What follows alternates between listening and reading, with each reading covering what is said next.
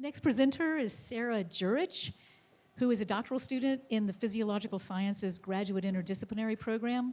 And the title of Sara's presentation is Mathematical Modeling of Neurovascular Coupling, or Using Math to Describe How the Brain Gets Oxygen.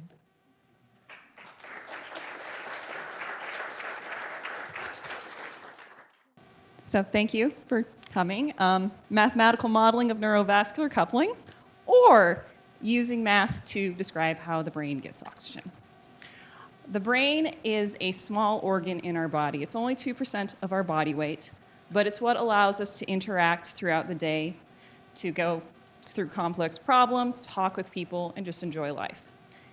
It consumes 20% of the oxygen. That means it uses a lot of energy all the time.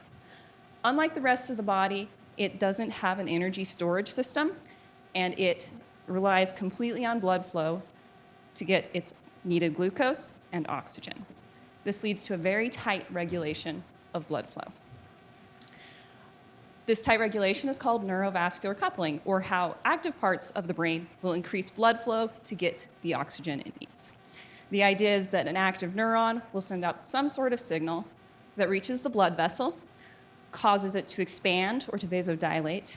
This increases blood flow and ultimately increases oxygen delivery. Currently, we do not know, we're not certain what the signal is between the neuron and the blood vessel. So why is neurovascular coupling important, besides the fact that if we didn't get oxygen, we would probably die pretty quickly? If you've ever heard of neurodegenerative diseases like Alzheimer's disease or Parkinson's disease, researchers have noticed that oxygenation in general goes down, and there's less of this response, this neurovascular coupling, when brain cells become active. If we can find out what this signal is, it's a possible area we can develop a drug that will help improve how patients react with this. So I said math. You're like, this is a biological problem. Why on earth would I use math? Math helps us integrate information from a variety of levels. We can take individual components of a system, describe each of them with math, then we can bring them together to describe the whole. It also allows us to explore questions difficult to test with experiments. We're talking about tiny molecules inside of the skull of a living creature. It's really hard to get into that. So how will I actually be using math to describe neurovascular coupling?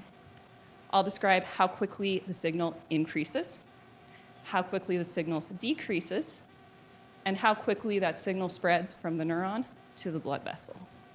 This allows me to say how much signal is at any point, and we can start to look at different signals and eliminate ones that are less likely or more likely.